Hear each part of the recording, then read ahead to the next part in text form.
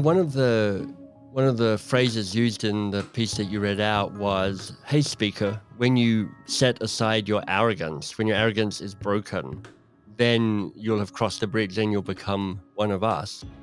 So here's my question for you, Riaz.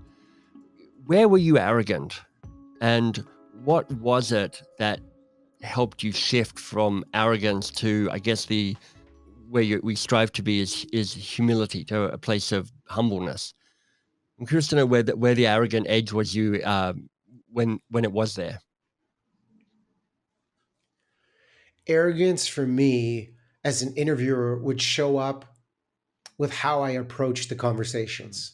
For example, if there was a big name or a big conversation, I would think, how do I come across great in this? Right. And I would come up what I believe to be the best questions to ask this figure to show off, how much research I did or how emotionally intelligent I can be. Right. And then the success marker, I would I'm meticulous with watching playback, and I would watch it and I would say, "Yep, check. That was a success because I asked all of the questions I wanted to ask." Mm. And then the emotional component to me is some of the most interesting guests. The way this shifted from arrogance to humility came in the green room. And one of the simple questions, and this is why I love your book, The Coaching Habit, because one of your 7 questions talk about what's on your mind. Yeah. And there have been some really powerful interviews with guests surrounding mental health, the ones that have dealt with adversity of life-threatening health risks.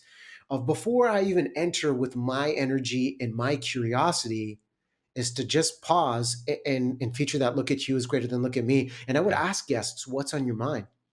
And that question would allow me to prioritize their priorities. And if Mm. they gave me something that I hadn't researched, the interview shifted. Right. And that's when like these courageous reveals would start to be unlocked. And I started to understand it's not about me. It's not about my questions. It's about this message they have to share. And the goal is to unlock it. In TV, you only have 5 to 6 minutes to Right. unlock as much as possible, but give them that space in the green room so they trust you, Right.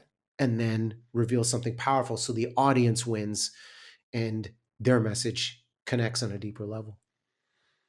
I mean, that ability to create connection and trust. I mean, this is in part what your new book is about as well. How do you accelerate that?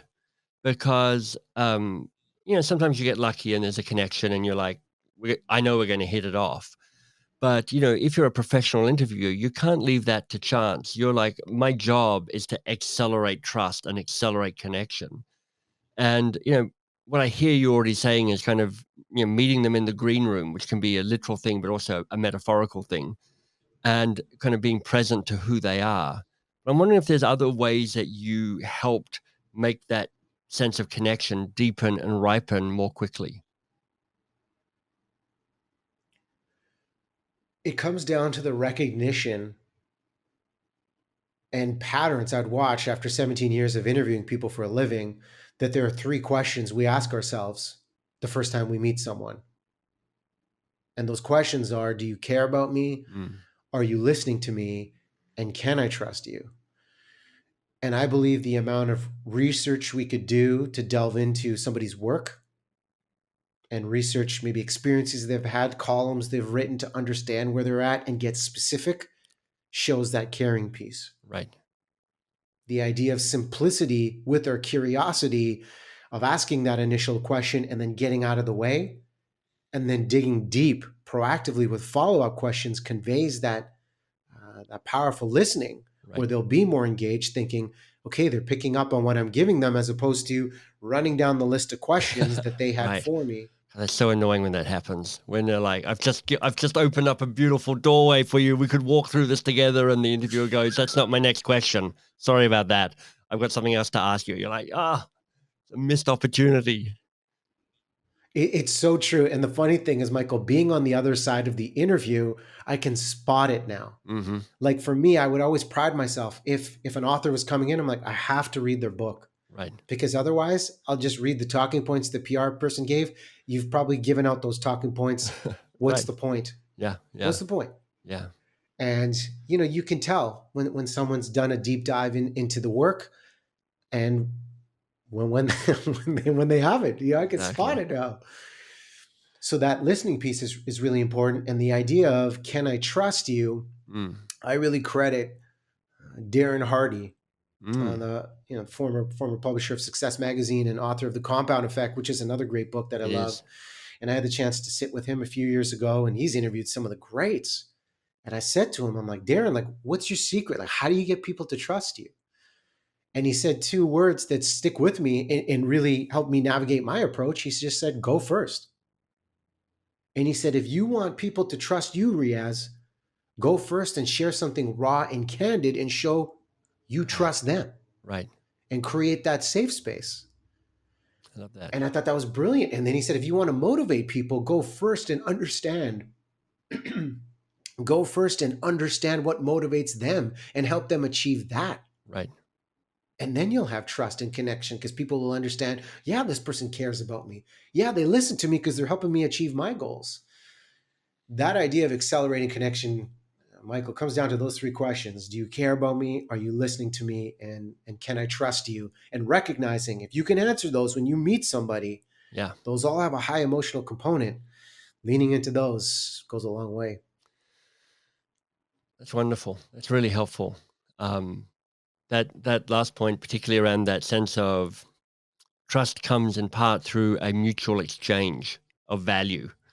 And that's not money. It's let me show you some of me so you feel safe enough to show me some of you.